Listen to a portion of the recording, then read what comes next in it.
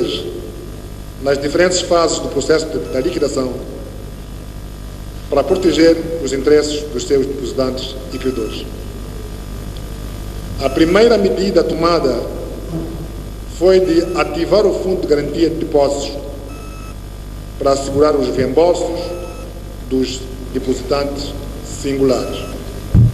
Senhores deputados, excelências, o Fundo de Garantia de Depósitos foi criado por Decreto 49/2010, de 11 de novembro, e é constituído por recursos provenientes do Estado e das instituições de crédito. Nos termos da legislação vigente, a finalidade deste fundo é o de mitigar as perdas dos depositantes singulares cujos depósitos estão expressos em moeda nacional, numa situação em que se verifique falência ou retirada da licença de um determinado banco. Senhores deputados, excelências, tendo em conta os recursos limitados deste Fundo de Garantia de Depósitos, estabeleceu-se o limite de reembolso de 20 mil meticais para cobrir o maior número de depositantes singulares em caso de falência de um determinado banco.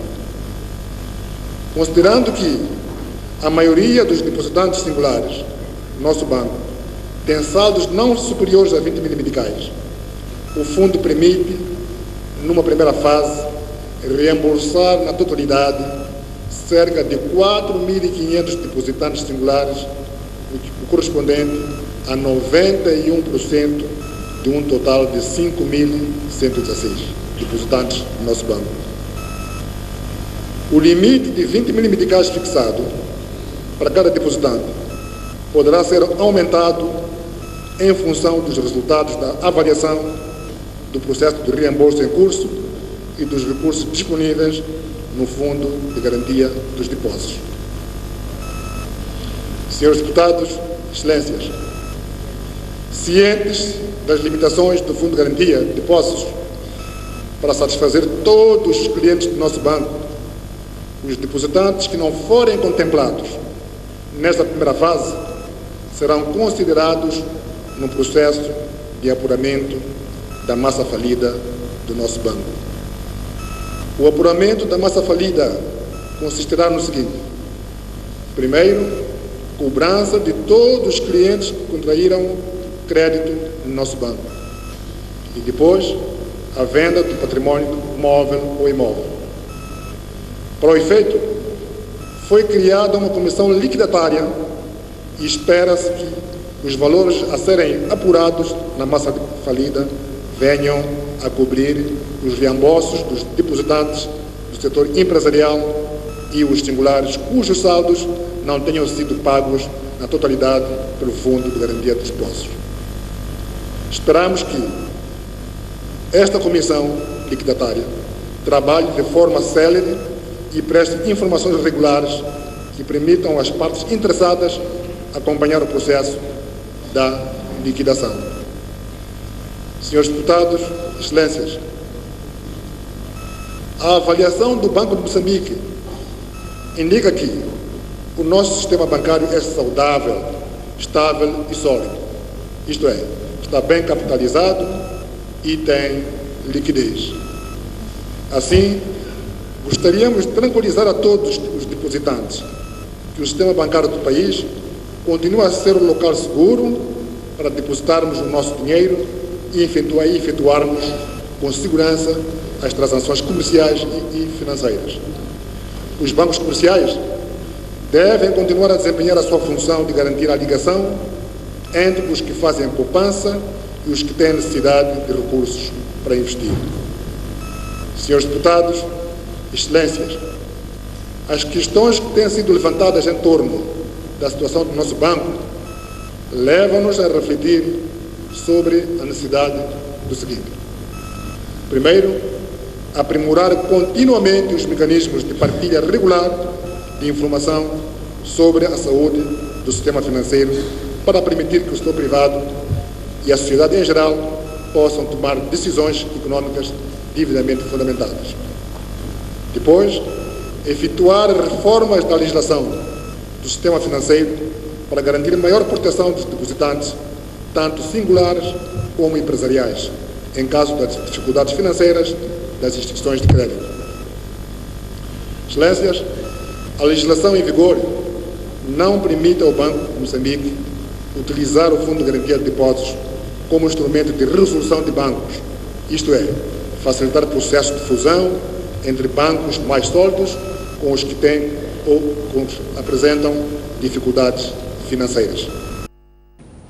Foi aqui então alguns extratos daquilo que foi o discurso do Primeiro-Ministro Carlos Agostinho do Rosário, então nesta sessão de explicações, esclarecimentos sobre a situação do novo banco. Ficou aqui a informação de que o encerramento foi um ato inevitável, que há garantia de reembolso total pelo menos de 91% dos depositantes e que há também a possibilidade de que aqueles que não forem abrangidos nesta primeira fase, há a esperança de que numa segunda fase possam ser abrangidos. Deputado Caifadine, queria ouvir de si que análise é que faz esta informação que o Governo trouxe aqui. É precisamente isto que faltava dizer, é isto que faltava ouvir. Tranquiliza como parlamentar ou nem por isso? Bom, muito obrigado. Permita-me cumprimentar os telespectadores da STV e aqui o colega Fernando Bismarck, assim, indo direto à pergunta que me coloca. De fato, este assunto é um assunto que mexeu com toda a sociedade moçambicana, mexeu com a Assembleia da República, mexeu com todos os estratos sociais e também mexeu com aqueles que são os atores do circuito da economia deste país. E tendo olhado esta situação toda, a Assembleia da República pediu ao Governo para que viesse explicar o que é que de fato estava a acontecer, porque não podemos ter um susto naquilo que é a economia do país. Falar de bancos é falar daqueles que são os nossos fiéis depositários, onde a sociedade, a população e todas as empresas deixam lá o dinheiro e têm confiança de que é lá onde o dinheiro tem que estar e o dinheiro está seguro.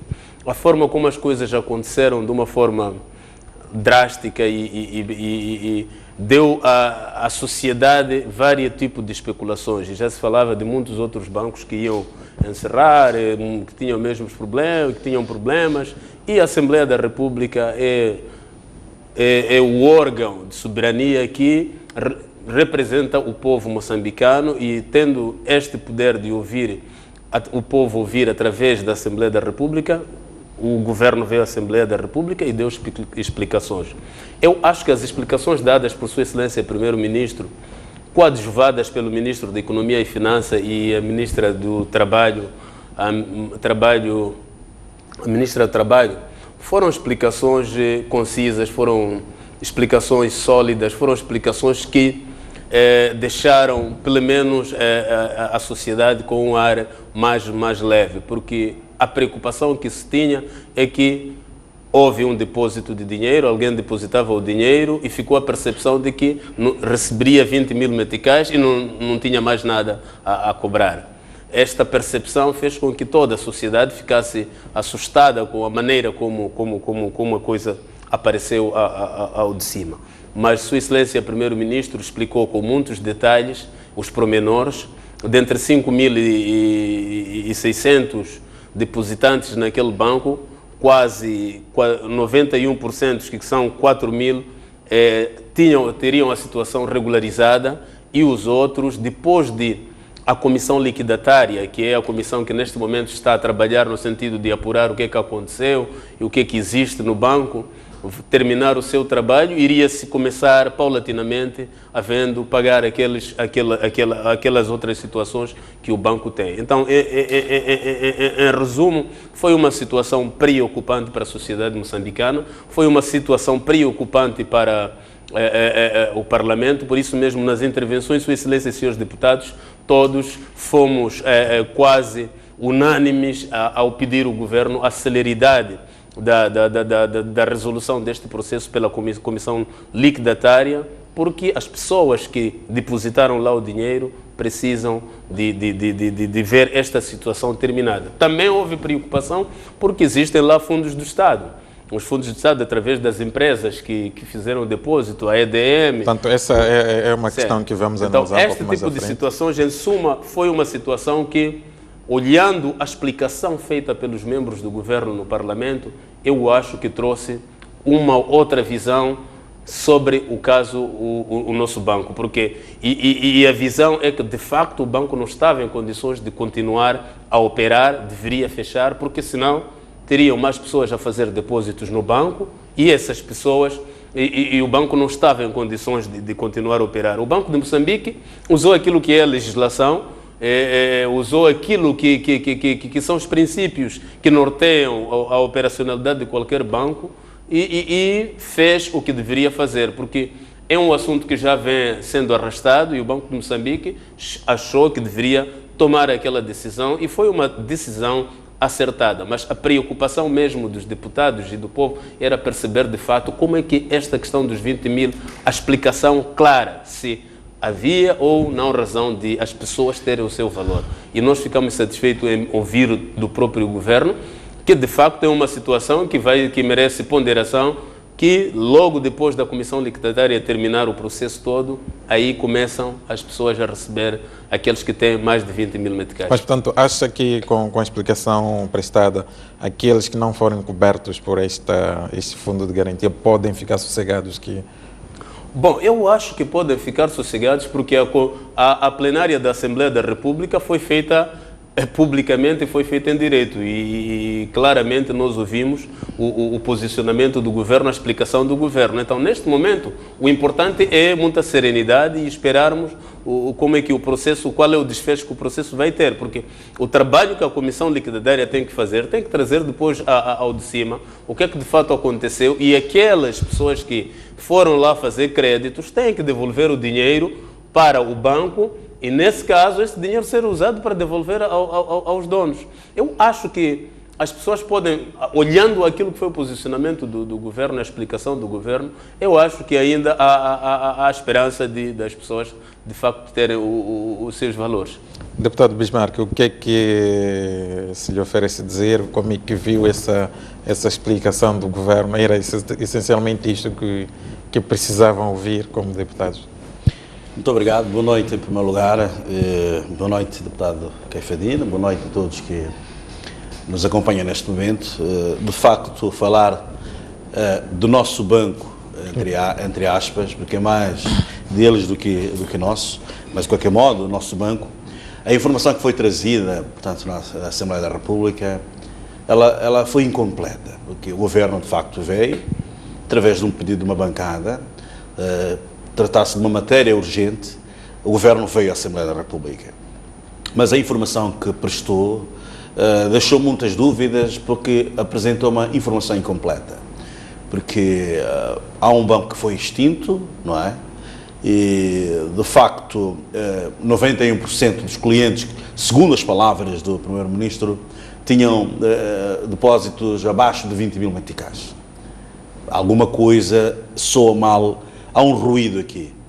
Sabendo-se que 91% dos clientes tinham abaixo de 20 mil meticais, então não tendem a receber 20 mil meticais. Os que têm abaixo de 20 mil meticais não vão receber 20 mil meticais. Portanto, alguma coisa que tem a ver com problemas de comunicação com o regulador, que é o Banco Central, que desde a primeira hora teve graves falhas na comunicação com os clientes. Por isso, gerou-se uma situação, um alvoroço, um pânico, portanto, no nosso país, porque o banco não desempenhou o seu papel. Agora, voltando àquele ponto que eu disse, que o governo trouxe informações incompletas, porque estes bancos, estou a falar do Banco Central e o extinto banco, nosso banco, têm direções.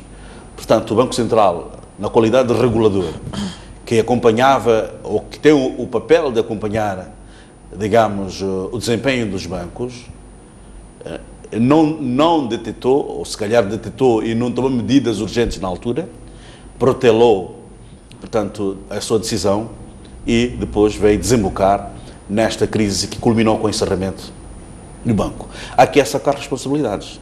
Em primeiro lugar, por parte dos acionistas do nosso banco, dos administradores do nosso banco e também, portanto, a direção do Fundo de Garantia de Depósitos, os administradores do Banco Central, que tinham a função de fiscalizar, digamos assim, estes bancos. Porque nós não podemos falar apenas da devolução dos 20 mil meticais.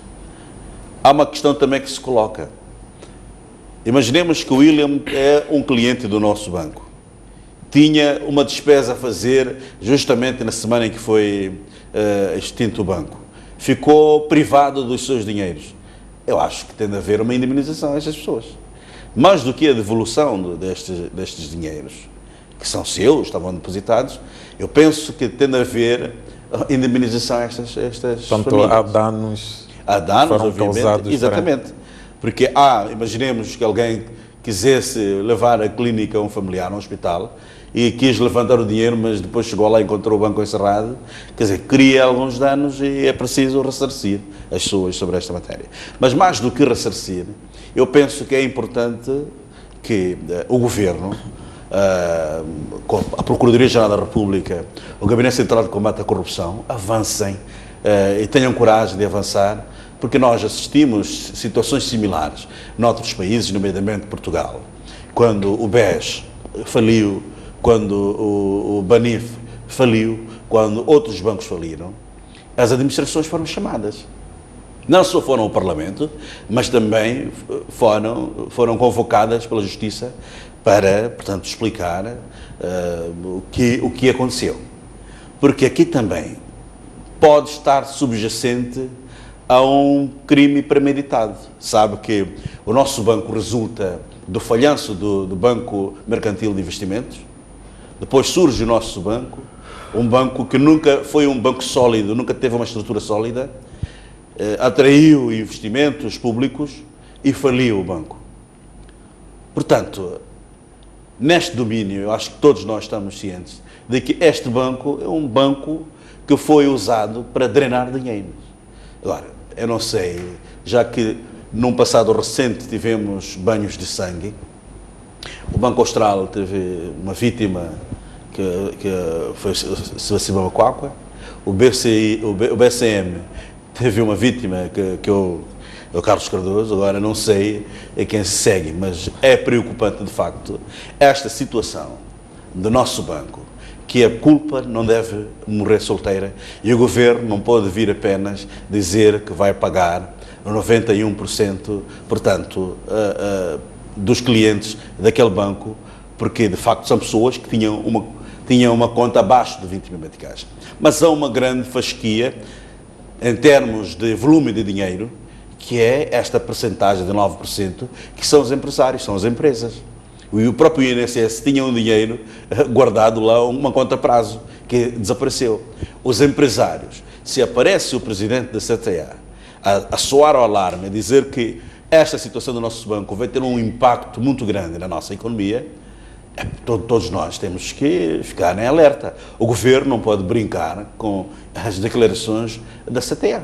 A CTA está a dizer que o encerramento deste banco vai criar um problema que é, digamos, créditos mal parados, porque as empresas não vão conseguir pagar os seus créditos, perderam dinheiro, vai gerar uma situação que é o encerramento de empresas, com consequências graves, que é, digamos, lançar para o desemprego milhares de moçambicanos.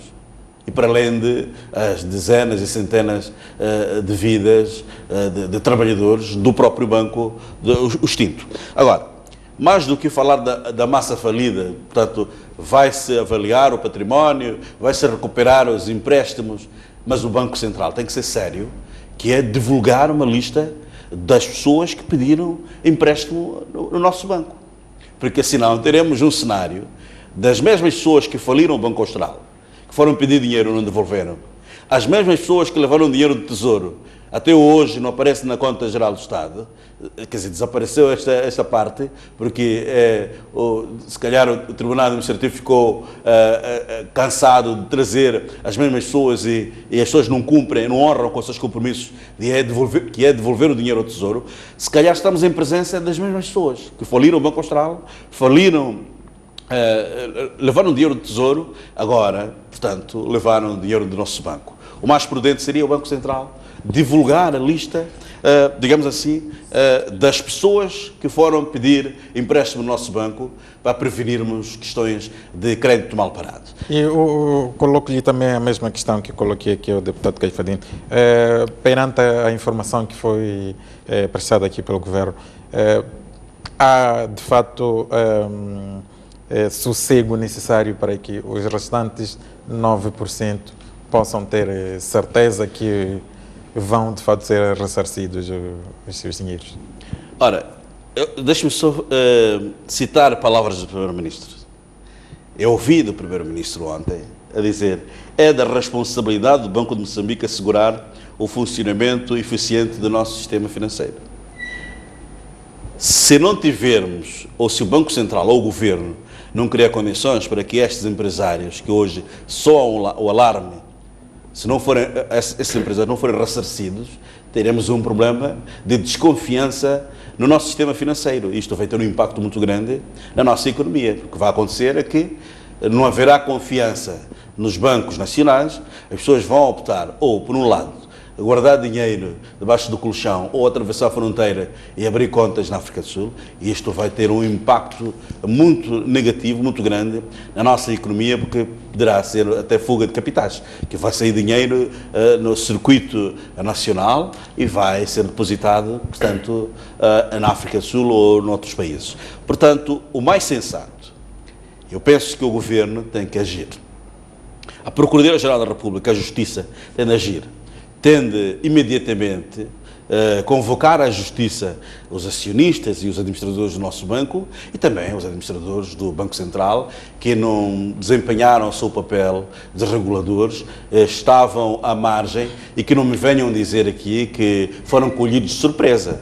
Porque se foram colhidos de surpresa, isso revela a negligência de quem teve, digamos, a competência ou quem tem a missão de fiscalizar, digamos assim, o nosso sistema financeiro. Portanto, é preocupante, não basta dizer que vai devolver 91%, por mais que devolva até os empresários, porque estes empresários já têm prejuízos com o encerramento deste banco. Estas famílias ficaram privadas dos seus dinheiros durante quase, já vamos à quarta semana, e não pode, de ânimo leve, o Governo vir dizer que está tudo bem, vai ser devolvido o dinheiro. É preciso sacar responsabilidades. Portanto, as pessoas que julgamos que são culpadas, porque pode haver aqui, digamos, um crime premeditado, até porque, através da imprensa, sei, e, portanto, os moçambicanos sabem, que um dos acionistas, os primeiros acionistas, que depois vendeu as ações ao INSS, ou a EDM ou a INSS, é um bancário conhecido de Ruanda,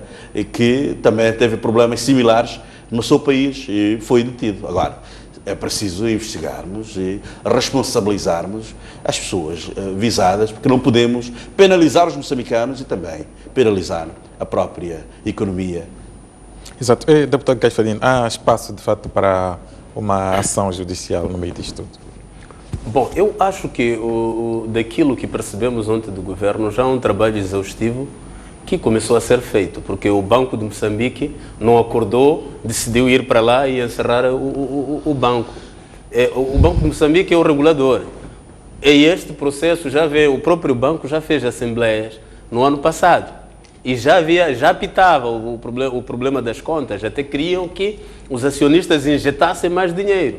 Mas os acionistas, ao analisar a situação, se calhar levou-lhes a não injetar mais dinheiro por causa do não lucro que tinham a partir do próprio banco. Então, o Banco de Moçambique, como regulador, foi o chave neste processo. Eles já tinham o processo do banco, já faziam com zelo e determinação o trabalho, e muitas vezes o Banco de Moçambique, como regulador, o que tem que fazer não é chegou, fechou o banco, não. Eles vão monitorando e vão dando os alarmes.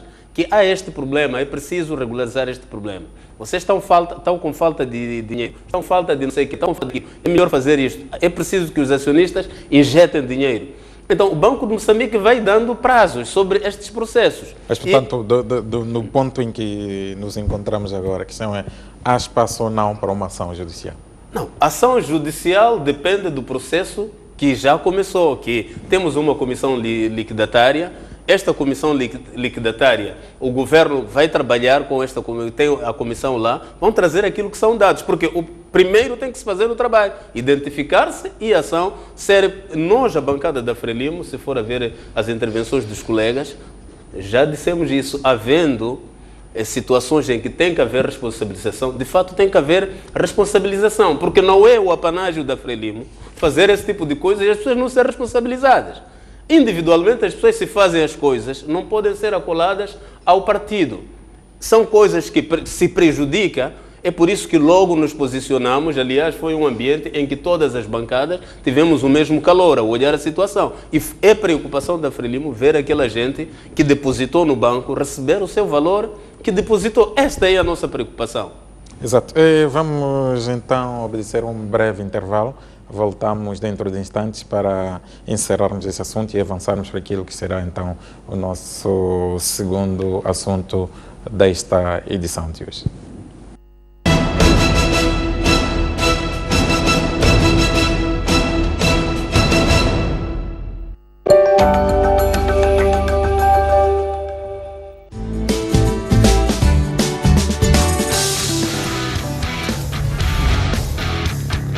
Apareceu uma mancha no seu rosto e está preocupado porque não sabe o que é.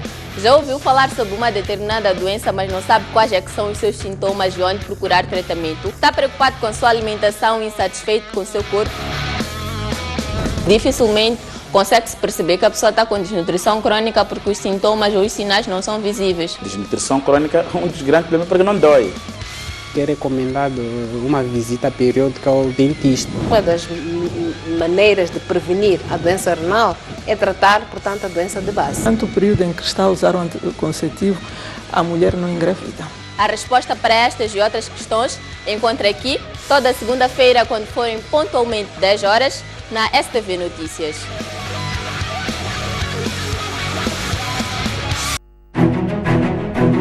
Mais um baú. Recordações, momentos épicos, momentos marcantes, grandes vitórias, campeões. Como é que o futebol começou na sua vida e o que é que foi o futebol? Eram todas equipas bem estruturadas com um futebol de se tirar o chapéu. A gente jogava aqui na Baixa, saía da Baixa. Era obrigado a fazer o jogo dos Palmaninhos. Antigos jogadores, paraquedistas, árbitros, pugilistas, médicos. O primeiro envolvimento direto foi como médico da seleção que foi aos Jogos Olímpicos, Moscovo, 1980. Hoje já temos a capacidade de fazer diagnósticos e cirurgias artroscópicas. O paraquedismo começa quando eu via militares da Força Aérea saltar. A dobragem de paraquedas é uma coisa fundamental. Uma campeã nasce ou faz-se? Um talento tem que nascer, mas também não basta só nascer, tem que se fazer para ser campeão.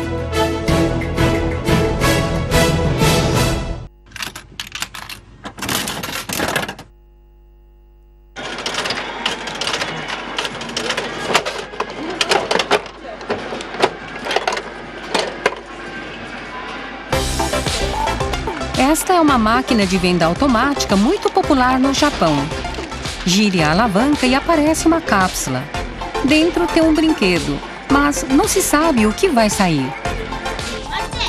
Criadas há cerca de 50 anos, essas máquinas de cápsulas foram inicialmente instaladas em lojas e outros locais onde as crianças frequentavam.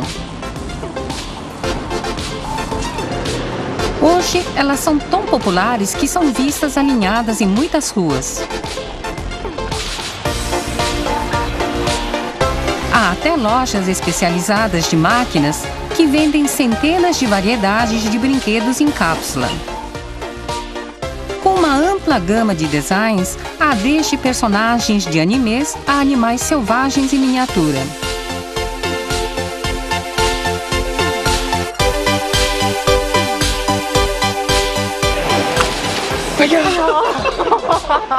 Esses brinquedos são populares também entre adultos e muitas pessoas fazem coleções seriamente. A melhor coisa é conseguir aquela peça que vinha procurando. É como ganhar na loteria. Recentemente, esta boneca se tornou um sucesso entre adultos. É uma menina vestida com uniforme de trabalho. Chama-se Koppu no Fuchiko. A menina, na borda da xícara, é para ser pendurada em copos e xícaras.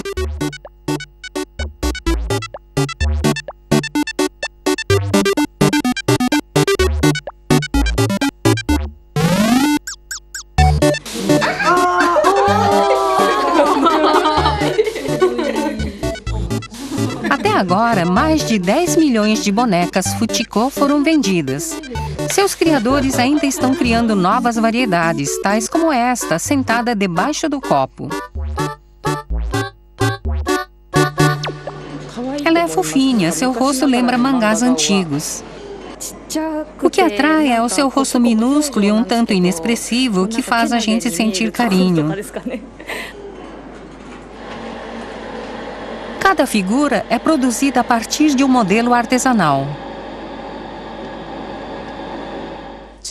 Gosto de sentir o desafio e ver o quão expressivo posso produzir cada brinquedo, apesar dos limites do pequeno tamanho da cápsula. Este modelo de argila será o padrão para a criação do produto final.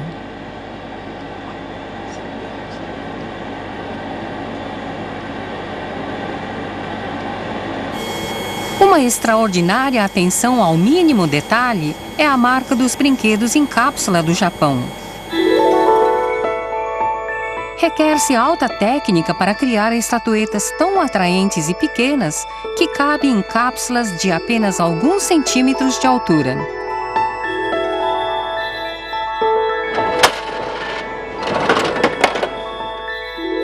Designers de brinquedos em cápsula continuam a nos deliciar com ideias surpreendentes e incomuns.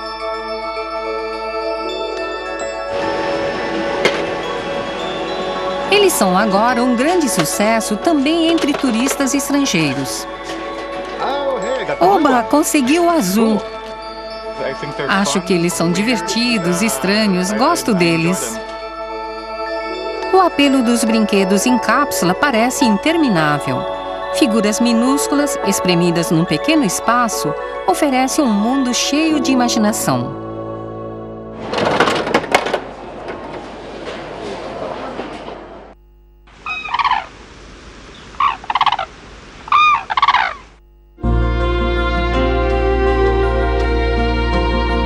A zona pantanal de Kushiro, no leste de Hokkaido, é a maior do Japão com mais de 26 mil hectares. Com paisagens deslumbrantes e rica vida silvestre, é um dos poucos lugares em que se vê de perto a natureza virgem. É também lar dos grous japoneses de cabeça vermelha considerados sagrados. São espécies migratórias, mas esses grous vivem em Kushiro o ano todo. Após a famosa dança de acasalamento, os grous vivem juntos a vida toda. São aves de alta longevidade com uma vida média de 30 anos. A longa vida e a fidelidade são motivos pelos quais eles são amados pelos japoneses como símbolo da boa sorte. Infelizmente, essas aves estão agora classificadas no mundo todo como espécies em extinção. Os grous japoneses estão em declínio na Ásia continental, mas sua população é estável no Japão. Insetos e pequenos peixes dos rios locais são alimentos naturais dos grous. No entanto, o desmatamento florestal e outros desenvolvimentos reduziram seu acesso a tais alimentos. Este é um problema especialmente no inverno, quando os rios congelam. Hoje, esses grous não sobrevivem à estação fria sem assistência humana.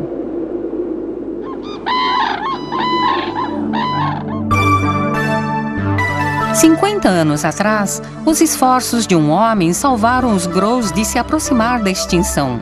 Seu nome era Yoshitaka Ito. Ito dedicou metade da sua vida para ajudar a recuperar a população de grãos.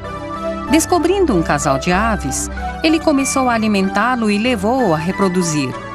Os muitos anos de pesquisa de Ito formaram a base do atual trabalho de conservação. A paixão de Ito pelos grãos japoneses continua a inspirar uma nova geração. Guardas florestais se encontram no parque para proteger e estudar o ecossistema de zonas úmidas. Objetivamos fazer com que os grãos se alimentem por si mesmos. O melhor resultado será quando as aves não precisarem de ajuda. Entre os deveres de conservação dos guardas florestais está a limpeza da vegetação e das árvores caídas nas margens do rio para que os grãos tenham acesso aos locais de alimentação. Há diversas tarefas que precisam ser feitas em campo, mas creio que o trabalho mais importante é promover uma relação mais profunda entre as pessoas e os grãos. Temos vários projetos em andamento para fazer as pessoas se interessarem pelas aves.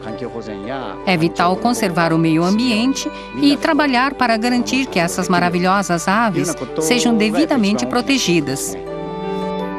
O número de grãos em Kushiro tem chegado a cerca de 1.500 e eles estão atraindo visitantes de todas as partes do Japão. Graças aos esforços dos guardas florestais, a nova geração de crianças sabe por que esses grãos precisam de proteção. O fato de os grãos crescerem neste ambiente mostra que o ecossistema natural é saudável. Protegê-los depende de como garantir a saúde de todo o ecossistema do Pantanal. Assim, proteger os grãos japoneses e seu habitat natural nos leva um passo à frente para encontrar uma maneira de as pessoas conviverem com a natureza.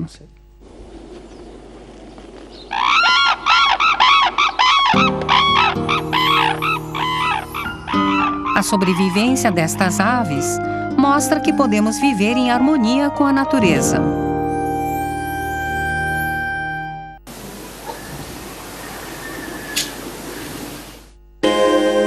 Kirie é uma técnica de recortar formas em papel, um passatempo apreciado por muito tempo no Japão.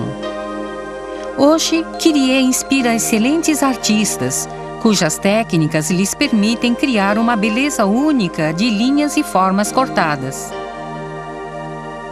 Tais métodos de fazer desenhos em papel têm uma longa história no Japão. Estamos em Suzuka, província de Mie. O Kirie vem de uma técnica chamada Isekatagami, criada há cerca de 1000 anos. Isekatagami são papéis de estêncil usados para aplicar cores e padrões em tecidos de kimono. No tingimento com estêncil, a tinta é passada sobre o Isekatagami para transferir o desenho intrincado no tecido colocado embaixo. No século XVII, cerca de 90% dos kimonos usados no Japão foram desenhados por este processo. Diversas ferramentas e métodos de corte são utilizados para talhar os desenhos. Furos de vários tamanhos podem ser repetidos para formar os padrões. Eles podem ter forma de flores ou leques, ou listas que formam diferentes desenhos por repetição. Todas essas tradicionais técnicas ainda são usadas.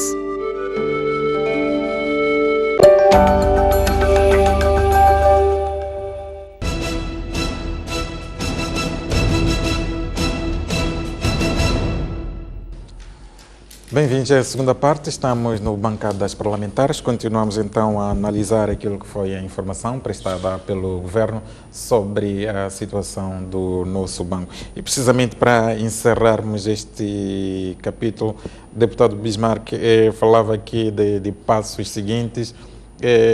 O Primeiro-Ministro falou também da necessidade aqui de algumas reformas legais, precisamente para proteger mais os clientes. E como é que vê este passo que, ao que tudo indica, está ainda a ser cogitado pelo governo? Sim, é um passo corajoso, de facto, é necessário avançarmos para uma reforma na legislação, por forma a proteger mais os clientes dos bancos, não só o nosso banco, como outros bancos. Mas este país não é carente de leis, é um país que tem uma legislação brilhante, uma legislação modelo na região, mas que a sua implementação é que entre a implementação e a lei há uma distância muito grande. O mais importante é colocarmos as coisas a funcionarem. Nós temos um Gabinete Central de Combate à Corrupção, temos uma Procuradoria-Geral da República, que devia agir agora não é por falta de leis. Há leis, mas o problema é o seu cumprimento, a sua aplicação. E esta medida, esta informação do Primeiro-Ministro de reforçarmos, portanto, uma medida bem-vinda, não é? Mas que o funcionamento normal das instituições, aliás, há lei suficiente para proteger estas pessoas, porque há contratos que, no ato de abertura da conta, o cliente faz e o banco tem as suas responsabilidades. Se formos a ler, é verdade que os contratos do banco parecem um contrato de umas letras tão pequenas que precisamos levar lupa, mas se formos a fundo, devemos de ver que não é por falta de legislação, não é por problemas do nosso contrato. É problema da responsabilização, é problema da implementação daquilo que está legislado. Exato. Deputado Caifadinha, exatamente para encerrarmos este ponto, caminhos que se podem seguir nesta altura para evitar que casos como o nosso banco se repitam daqui em diante? Bom, eu acho que os caminhos que podemos seguir, um deles é este que o Primeiro-Ministro levantou, a questão da reforma legal. Nós, como Parlamento, somos por excelência quem deve fazer esta reforma. O Parlamento tem o poder e o dever de fazer leis e fiscalizar o governo, mas aqui é também chamado ao Banco de Moçambique, particularmente o governo, no sentido de a questão de coordenar as tarefas, de supervisar os bancos, tem que ser uma questão extremamente séria e levada com muita seriedade, porque o Banco de Moçambique tem que estar por cima dos bancos para defender os interesses dos cidadãos, porque se haver este aperto, esta força, os empresários vão saber o que é que está a acontecer, qual é o melhor banco para pôr o dinheiro e também credibiliza cada vez mais o Banco de Moçambique, porque as pessoas estarão a saber que o Banco de Moçambique está a fazer, de facto, o seu papel. É preciso deixarmos de estar neste ambiente muito fechado e trazer ao de cima algumas coisas, como esta que Sua Excelência Primeiro-Ministro teve a coragem de trazer, que é possível, temos que começar a pensar em fazer algumas reformas para garantir aquilo que são os direitos e os deveres dos cidadãos. Portanto, vamos então avançar para o nosso segundo tema de hoje, que de certa forma também está relacionada com o caso Nosso Banco, que tem a ver com a situação do Instituto Nacional de Segurança Social, que era o acionista esmagadoramente maioritário neste banco ora encerrado. Portanto, vou pedir a minha realização para passarmos extrato daquilo que foi a apresentação da Ministra do Trabalho, Emprego e Segurança Social, para resumir um bocado aquilo que é a situação do INSS, em particular neste caso concreto do Nosso Banco. O INSS aderiu ao extinto Nosso Banco, anteriormente designado Banco Mercantil e de Investimentos, BMI, em 2001, com um investimento no valor de 7.745.000 meticais, representando 25% do capital social do banco. Desde a sua entrada no banco, o INSS participou nos aumentos de capital, tendo, em 2006, investido 131.300.000 meticais, passando a deter 66,3% de ações, ou seja, para além de suprir a sua parcela no aumento de capital, cobriu também as parcelas de outros acionistas. Em 2014, o INSS voltou a desembolsar 313.561.000 meticais para o aumento de capital e aquisição de mais ações, passando a deter 77,20% das ações do banco. De referir que de 2001 até 2016, o INSS não recebeu quaisquer dividendos do extinto nosso banco. A política e estratégia de investimentos em vigor, desde 2015, orienta para a redução da exposição do INSS nas sociedades participadas com fraca ou sem rentabilidade. No seguimento desta estratégia, o INSS adotou a abordagem de reduzir a sua exposição no extinto nosso banco, sobretudo pelo fato de não apresentar retornos, para além de se ter constatado que a gestão bancária não é mandato nem principal vocação do INSS. Com efeito, o Conselho de Administração do INSS comunicou à Assembleia Geral do extinto nosso banco, reunida no dia 24 de outubro transato, a decisão de reduzir a sua participação acionária e vender parte das suas ações e, com o produto dessa venda, acompanhar o aumento de capital social do extinto nosso banco. Decisão comunicada ao Banco de Moçambique no dia 28 de outubro. Com a revogação da licença do exercício da atividade pelo Banco Central, é a expectativa do INSS, como acionista e depositante, que os liquidatários do banco assegurem a recuperação dos recursos aplicados.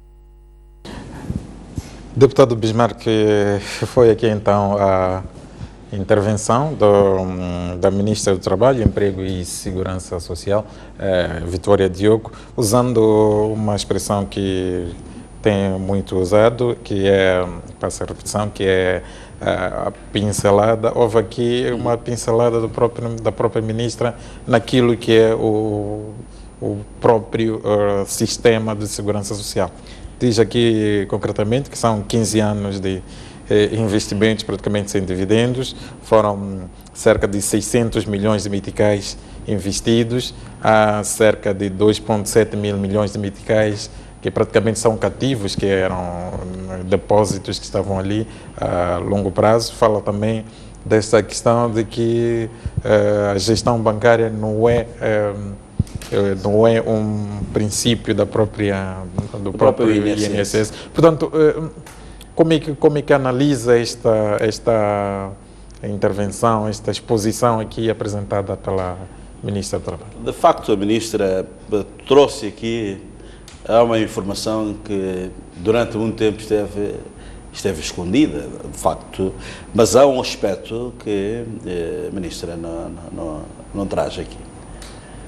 Eu falo do INSS com alguma nostalgia, porque fui o vencedor do maior prémio de jornalismo investigativo aqui no Bragança, sobretudo por causa do INSS.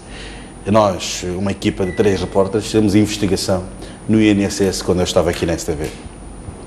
Portanto, o INSS, digamos que é uma torneira de esbanjar dinheiro sem justificação. A Ministra diz que, de facto, há 600 milhões de meticais investidos no nosso banco, há 3 bilhões de meticais que estão cativos nas contas, e com este encerramento o INSS perde este dinheiro ou corre o risco de perder. Mas o mais provável é perder, porque basta ver a composição, a estrutura societária do próprio banco, basta ver quem está lá. Podemos prever que os contribuintes do Sistema Nacional de Segurança Social não terão, digamos assim, este dinheiro. De facto, não é vocação do INSS gerir bancos. Mas agora, se eu perguntar à senhora Ministra do Trabalho e Segurança Social quantos administradores vindos do INSS estavam no nosso banco, ela não vai dizer.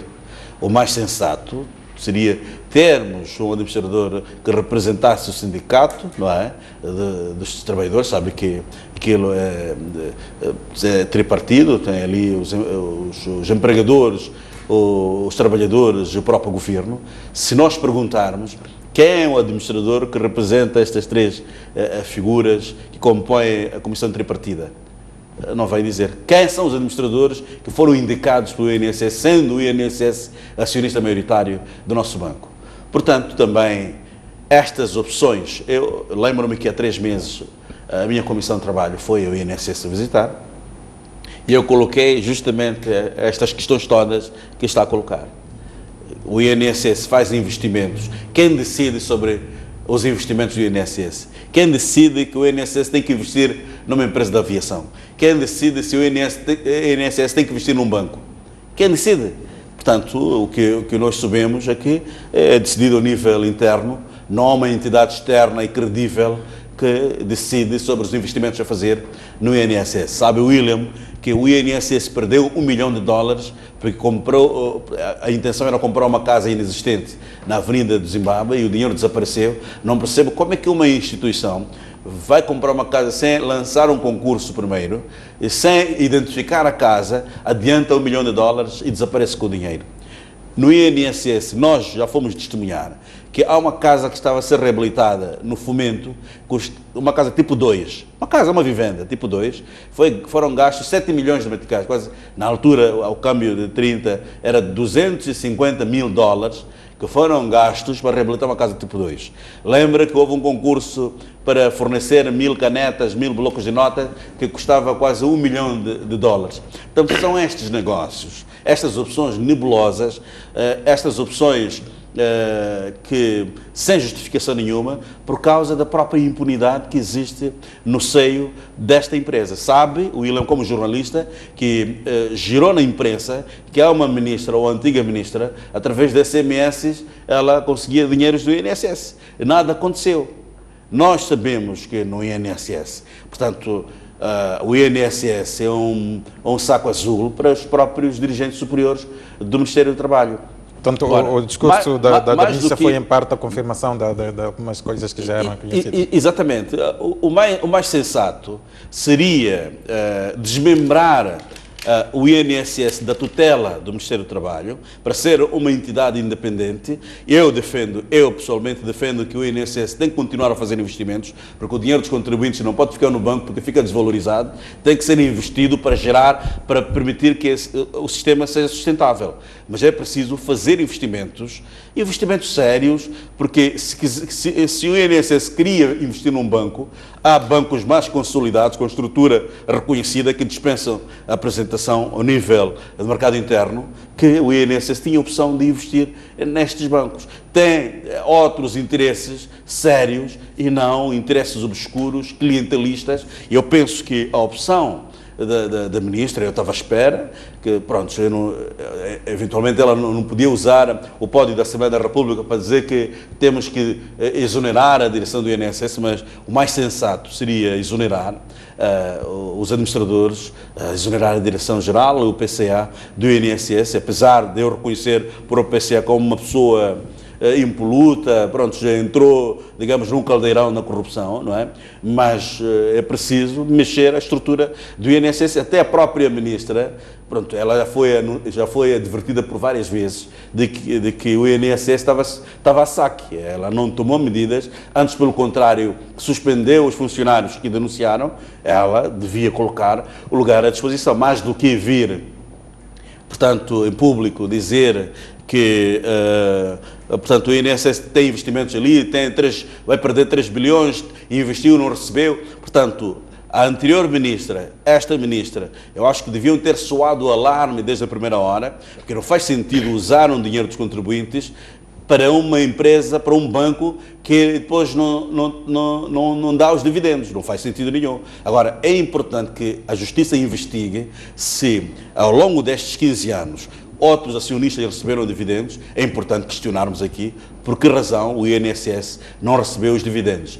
Ou para quem foram esses dividendos. É possível que tenha havido dividendos, mas que foram desencaminhados, portanto, para outros interesses obscuros. Agora, é importante nós consolidarmos o nosso sistema de segurança social. O trabalhador precisa ter uma velhice, uma reforma segura. Os trabalhadores que tanto contribuíram precisam ter uma velhice, precisam ter um descanso eterno com certeza de que os seus familiares vão continuar a beneficiar-se daquilo que descontaram ao longo do tempo. Mas é preciso avançarmos para a desanexação, tirarmos a tutela do Ministério do Trabalho, porque está provado que ao longo destes anos o Ministério do Trabalho trouxe mais problemas ao sistema nacional. Está a querer dizer que o problema está na tutela. questão de tutela. Exatamente, porque, como sabe, no passado recente houve um escândalo de todo tamanho.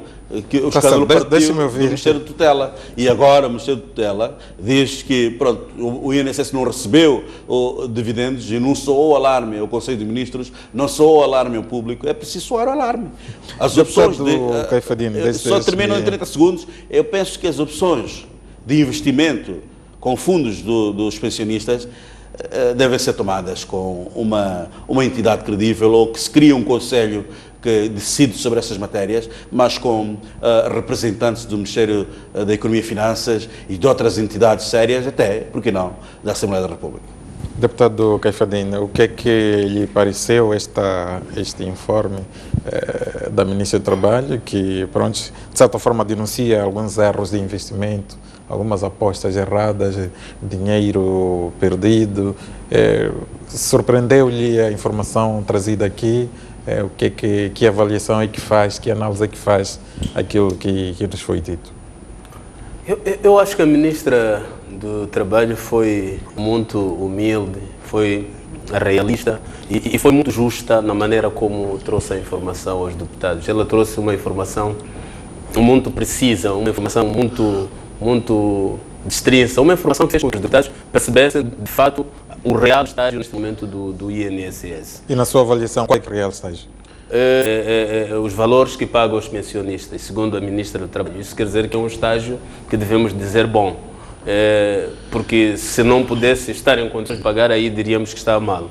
E eu acho que também, na minha avaliação, a Ministra, ao tomar a decisão, ou o INSS, ao tomar a decisão de vender as cotas porque não recebiam dividendos do banco, também eu acho que é uma avaliação e uma forma certa e correta de fazer as coisas, porque se tinham investido num banco e o mesmo banco queria que continuasse a investir sem receber dividendos, eu acho que houve uma decisão séria, uma decisão ponderada e acertada, acima de tudo, porque o dinheiro que vai para o INSS é dinheiro dos contribuintes e o dinheiro dos contribuintes deve ser respeitado.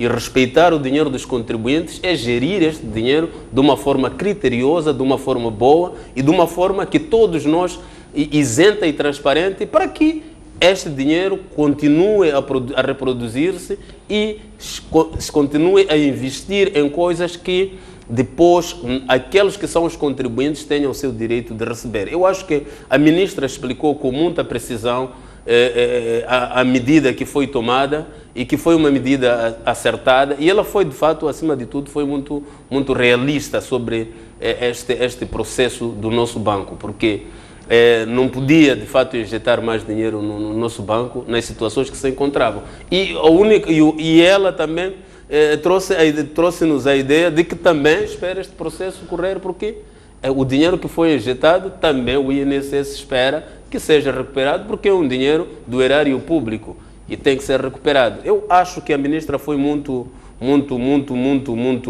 justa, muito realista, acima de tudo, foi muito humilde da forma como trouxe aquilo que eram as preocupações que os deputados queriam. Mas, portanto, durante grande parte desses 15 anos em que o nosso banco, então, BNI, funcionou, o INSS sempre esteve grande parte do tempo como acionista maioritário. Portanto, tinha informação privilegiada daquilo que era a perspectiva daquele investimento. Como é que uma instituição nessa posição continua a investir, tendo informações privilegiadas, sabendo que as perspectivas não são lá muito boas, e só uma década e pouco depois é que decide, pronto, temos que nos livrar destes ativos, que são uma espécie de ativos tóxicos? Bom, eu compreendo a sua pergunta, sendo deputado, não sendo administrador do INSS, mas vou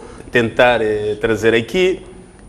Há um investimento de partida, depois dá-se o outro reforço. Depois dá-se outro reforço. É preciso perceber que, quando falamos de 15 anos, este Conselho de Administração deve ter mudado umas 3 vezes. Geralmente, o Conselho de Administração tem um mandato que faz. E olhando aquilo que são mandatos, provavelmente os Conselhos de Administrações anteriores que esteve lá no INSS, tendo incubado esta situação. Não sei, pode ser especulação, por isso disse que não fazia parte do INSS, mas respondendo e olhando aquilo que foi a visão da ministra, eu acho que nunca é tarde para tomar decisões acertadas.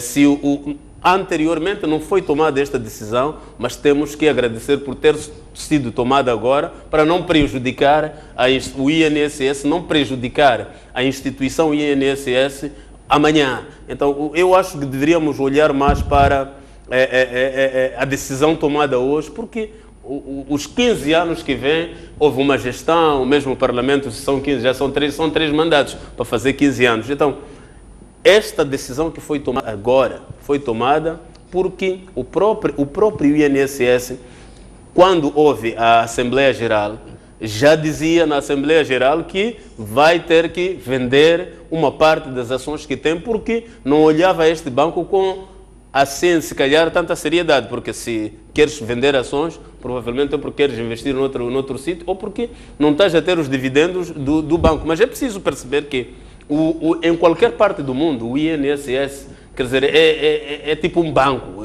Tem qualquer INSS no mundo, quando está num banco, investe dinheiro num banco, dá credibilidade a este banco, porque o INSS é uma instituição considerada séria em todo o mundo, porque mensalmente ele tem dinheiros que podem ser guardados em qualquer banco e os bancos têm que considerar esta instituição como uma instituição séria.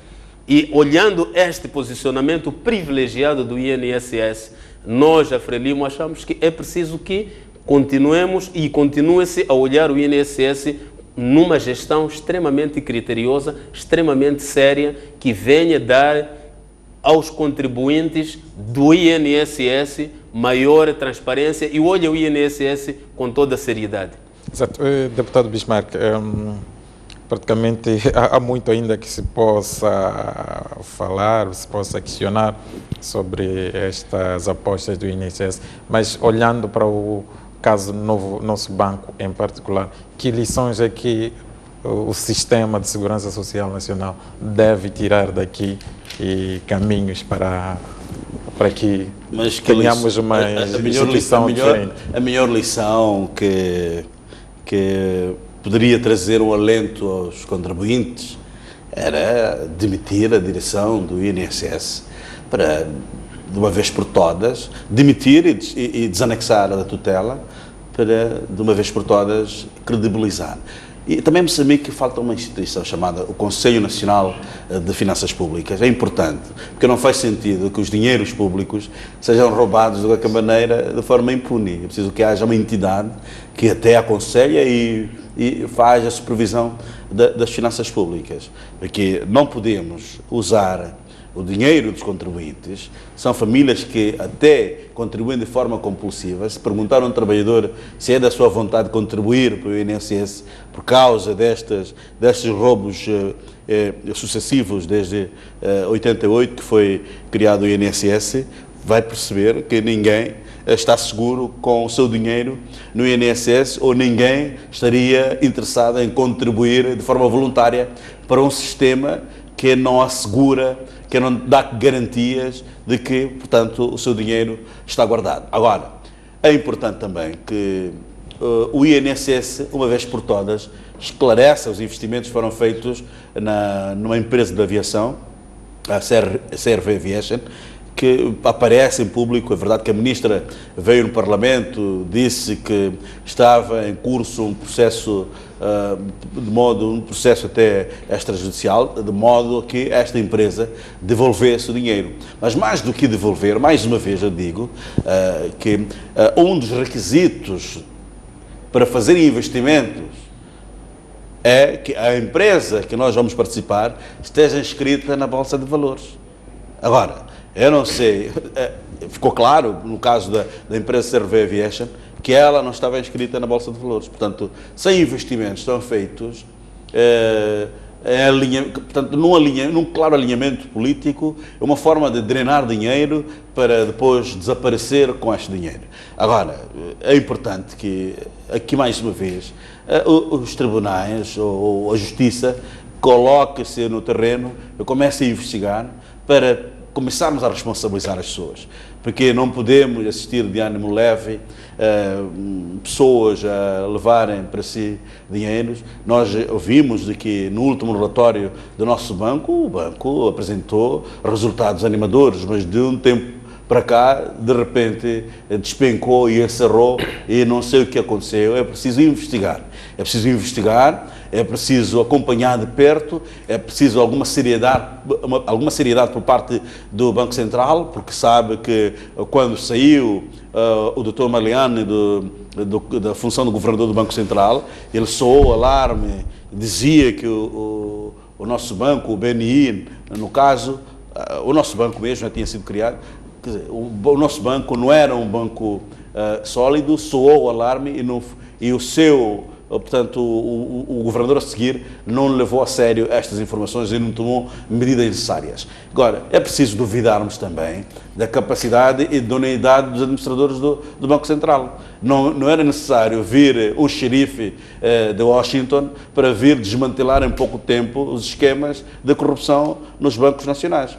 Agora, é preciso também, o mito aqui caiu, a máscara caiu dos gurus da economia que estão no Banco Central. Portanto, são pessoas que estão a receber altos salários, mas que portanto, não evitaram que os contribuintes do Sistema Nacional de Segurança Social, os clientes, na verdade os donos da EDM, que somos todos nós que contribuímos com os nossos dinheiros comprando energia, que portanto não evitaram, portanto, estes administradores, que o INSS, a EDM e os depositantes do nosso banco saíssem lesados, portanto, desta roubalheira organizada que assistimos no extinto nosso banco. Eu penso que é uma lição, de facto, é que temos que reforçar, digamos, a nossa legislação, temos de trocar os administradores, porque não podem ser administradores vitalícios também. Há uma lei de mobilidade na função pública que se tira, é verdade que há uma lei específica do Banco Central, mas não são pessoas inamovíveis, podem ser trocadas, dar lugar a outras pessoas interessadas em gerir bem o dinheiro deste país, de todos nós, e não, portanto, um Conselho de Administração que não se apercebeu, portanto, do problema do nosso banco e agora com maior gravidade este do nosso banco, que deixa todos nós atónitos, porque mexe com o sistema financeiro nacional, mexe com a confiança que devíamos ter, que devemos ter do nosso sistema, porque se nós perdermos a confiança com o nosso sistema, a nossa economia vai abaixo, e não aconselho ninguém, obviamente, a colocar o seu dinheiro numa lata em casa ou num colchão, porque pode ter problemas maiores, que é assalto e tudo, mas é preciso credibilizarmos o nosso sistema financeiro, portanto, desmontando as teias de corrupção instaladas nestas instituições. Deputado Caifadinho, também a mesma questão, que relações é que o Sistema Nacional de Segurança Social deve tirar deste caso, nosso banco em particular? Bom, o nosso sistema financeiro ainda é jovem. Nós até hoje temos acima de 100 distritos sem banco.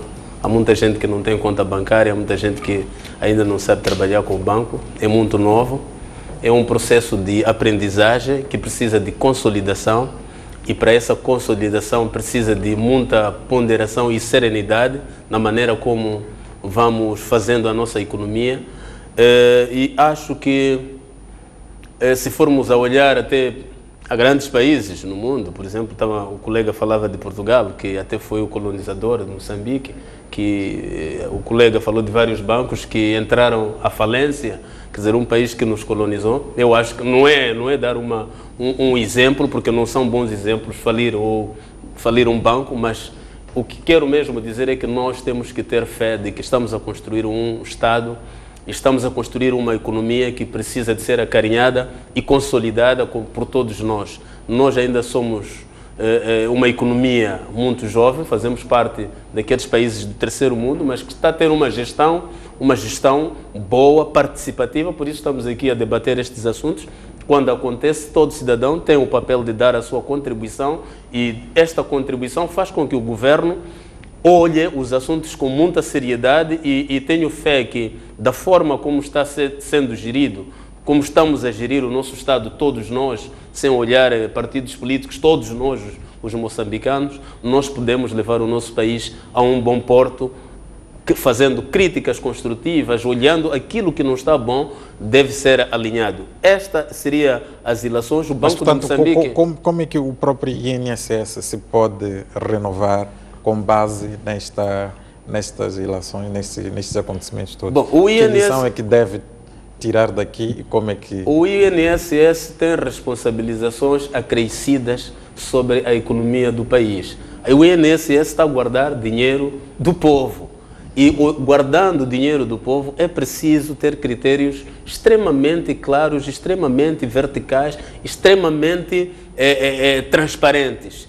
Isto é uma das ilações que o INSS tem que ter, porque nós, como dizia, estamos a construir o nosso Estado de Direito Democrático e é preciso todos aqueles que fazem, todos os estratos sociais, todas as instituições façam parte dessa construção do Estado, sem pensar que está num sítio onde pode dar problema. O INSS tem obrigações de gerir cada vez mais melhor, bem que o próprio INSS identificou esta situação do banco, que a situação que esteve, tem que sempre que pensa em investir com fundos do INSS em alguma instituição, tem que ver a credibilidade da instituição, tem que fazer uma análise de SWOT, tem que fazer um estudo de viabilidade extremamente sério e ver onde é que de facto tem que ser investidos os fundos. Eu sei que os projetos, quando são feitos, todos os projetos são bonitos ao serem feitos, mas é preciso que cada vez mais o INSS comece a levar com toda a seriedade possível aquilo que são os fundos dos contribuintes, porque só assim é que o INSS vai continuar a crescer. Aliás, todos nós precisamos do INSS, porque todos nós vamos chegar à fase que vamos precisar desses dinheiros. Então, precisando desses dinheiros, é preciso que aquele que guarda o dinheiro esteja a fazer o seu papel, que é este papel que o INSS trouxe e a ministra explicou com muita clareza sobre quais são os passos que estão a seguir para ir pondo o INSS a funcionar com normalidade, porque é preciso percebermos que somos pessoas racionais e onde há pessoas racionais há coisas que falham, outras coisas andam, então temos que olhar no sentido de perceber que como pessoas podem haver falhas, mas estas falhas têm que sempre ser corrigidas no sentido de mantermos a nossa economia estável. Portanto, o deputado Bismarck colocava aqui a questão de uma própria introspeção que o INSS devia fazer. Olho agora, coloco a questão na perspectiva de parlamentares e que ilações é que o Parlamento deve tirar e como é que o Parlamento pode funcionar daqui para frente, olhando para esses aspectos todos. Ora, eu penso que o Parlamento tem que tomar o seu papel e felizmente é a única entidade, a única instituição que os moçambicanos se revêem, alguma seriedade na Assembleia da República. Então, depois de desanexar o INSS portanto, da tutela, criar-se o Conselho Nacional de Finanças Públicas, onde participam também alguns deputados da Assembleia da República, por forma a acompanhar por perto estes desmandos que ocorrem e criam alarme, digamos, no Sistema Nacional de Segurança Social, que é, como disse o deputado Cafadini, o dinheiro de todos nós. Portanto, está tudo dito por hoje, assim que nos acompanhou, muito obrigado. Tivemos aqui a fazer a análise daquilo que foi a parte da atualidade político-parlamentar na Assembleia da República. Fique desse lado, nós voltamos de hoje a 8 dias para mais intervenções, mais debates acerca da nossa política parlamentar.